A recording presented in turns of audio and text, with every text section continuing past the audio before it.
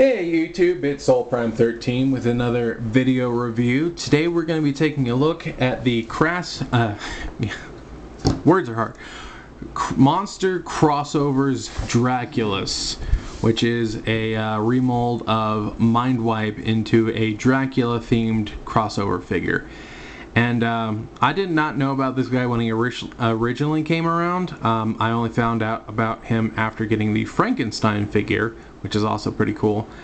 And this is definitely more up my alley, and I really wanted to get it. And while I did have to pay a little bit extra, they did get a restock of it at TF Source, which I usually try and avoid them for various reasons, but this is one of those times where it's like, I want this figure and nobody else has it, so they won on that one. But yeah, this is a really cool figure. I'm really happy I managed to get it. And we'll start by taking a quick look at the box. First we have the outside, and we get this nice artwork of Draculus there. We got our crossover Transformers and Dracula. And then just, there is some decal here, but it's, hard to see because of the lighting. Dracula 90th Anniversary Transformers. And all our legal jargon. And then we do have some product shots on the back, which look very neat. And if you open it up, it is modeled after a VHS tape, which is awesome. You can see a little bit more of that on the other side. This has clearly been rewound properly. And then got a Decepticon symbol there, Draculus, Dracula. And yeah, just more of those logos. Yeah, that's supposed to be the top of the VCR. But yeah, just some neat stuff. I'm not going to throw that box because I actually intend to keep it. And here we have the figure himself, and he does come with this dapper cape. Remember, Dracula didn't live in a castle because he was a vampire. It's because he's a count. Anyway, you can hook the cape over these little wings in the back. There are little slits in the cape, as well as this little hole to hook onto this sort of tab nub thing here. He does come with a couple accessories. He does come with a blaster, and we'll take a quick look at that. It's done in black, but it's got some metallic red painted there on the end of the barrel. I don't think this is a blast compatible, because nope, didn't think so. Yeah, there's a little molded barrel on it though.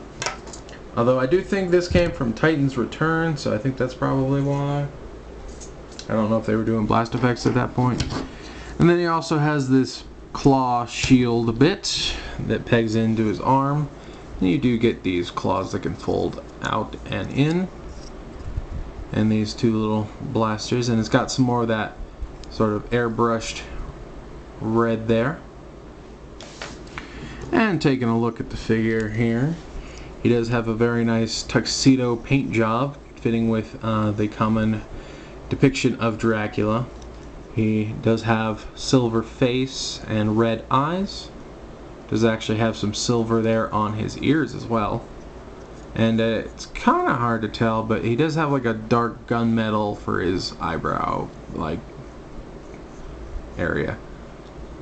And he's got some white on his sleeves and silver hands, which is neat. And just mostly black for his legs.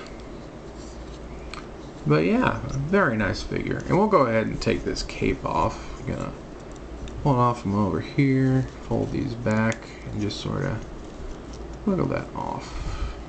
Come on, let go. Like so. And there we have him without his cape, and you can sort of see his little bat wings. But yeah, overall a very neat figure in my opinion. And as far as posability goes, see, I believe, yeah, his head is on a ball joint. These wings are on a hinge. The shoulders are just on ball joints, but you get 360, you get out, and up. It does have a bicep swivel, double jointed elbows for transformation, up and down at the wrist, again more for transformation. Do get a 360 at the waist, do get splits, a little over the splits really. We can kick that far forward, that far back, and we get a little bit over 90 at the knee. And then the feet can go up and down, and they do have, I believe they have ankle tilts. Oh, no, they don't. Do they? No. Yeah, no, they're molded in slanted pose. But yeah, that's about it for his articulation. And we will do one quick size comparison here. Here he is next to the Frankenstein figure. And I think this guy is a bit over a year old now. I'm wondering if they'll do any more of these monster ones. I would definitely be interested in seeing more of these classic monsters. But anyway, let's go ahead and move on to transformation. So first thing we're going to do is we're just going to fold these hands into his arms. Then we're going to bring these up. I think we need to rotate them around. Pretty sure anyway. And then we just sort of use that double elbow to close those up together. It doesn't really tab in, at least not as far as I can tell on this version. Then we're going to pull his head forward, and I do believe, I don't think we actually do anything. I'm pretty sure this one doesn't come off like the Titan Return. I don't remember that in the instructions. But yeah, we just sort of want to fold these wings around on this. Forget what the joint is called. Anyway, next for the legs.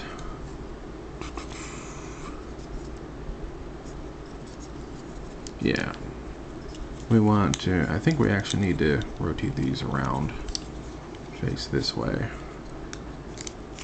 Oop. As I throw things at you, sorry. But then we're going to come back here and we're going to untab this end of the wing here from the inside of the leg, and then we want to just unfold this whole leg into his wings,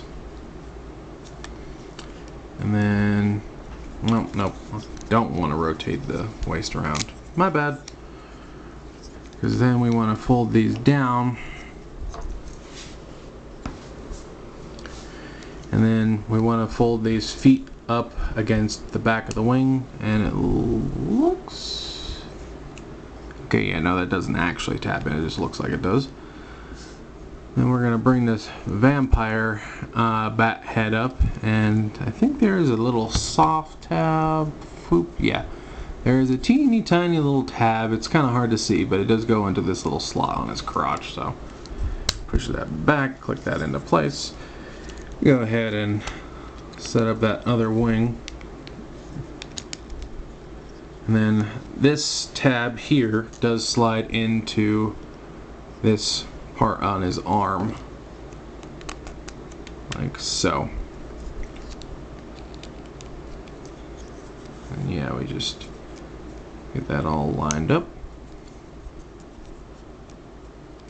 Kind of bring that back out. And then we have him in his vampire bat mode. And is this side still open? Oh, yeah, this does still open. It does still have that spot for the Titan Master. Don't actually have one on hand to see if it would still fit properly, but that is there, which is neat. And he does stand. And as far as articulation in this mode, you do get hinge, hinge, hinge. If you untab these, you do get two hinges here, a double hinge with the armature thighs. And I think that's about it. I don't remember. Yeah, his mouth does open, so you can get him going. Bleh, bleh, bleh. I want to suck your inner John. So all of that. Yeah, that's pretty much it. Because all the rest of this is kind of like locked in. But there is that. And you can take his accessories and store them. This part goes, I think it's supposed to go peg up and then peg in like this. And then the gun, I believe, just you peg in on the top of that, like so. There is a peg here if you wanted to sort of be a little more hid away. So you have options there as far as what you want to do as his butt falls off. But yeah, oh, come on, man. You're on camera. Stop being dumb about this. It's your moment to shine. Oi. Anywho, and you can put the cape on him in this mode as well. Because, again, you want to, I believe, yeah, the little circle hole thing is down here now, but you can put these through the little wings and just sort of set that on his back. And then what you do is you bring this out and you put the wingtip through here, and it'll sort of catch on this little tab here. And we'll just do the same with the other side. And there, now he's got a big old cape again. It looks a little more silly in this mode, but hey, it's at least a way to store it. And we'll do a quick size comparison. So here we have him again next to that Frankenstein. And as you can see, he's got more wingspan width than anything else. But yeah, he's kind of, overall, they're probably around the same amount of mass, just spread out very differently. But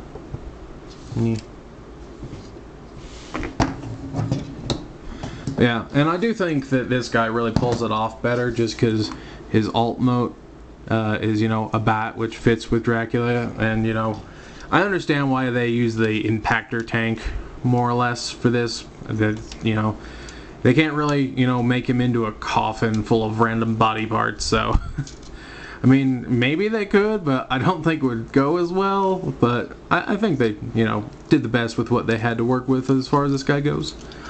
But yeah, this really, I feel, was just a match made in, well, I don't think heaven's the right word considering what we're talking about. Cybertronian hell, maybe. I don't know. But I think this is just one of those things where it's like, well, why didn't this happen sooner?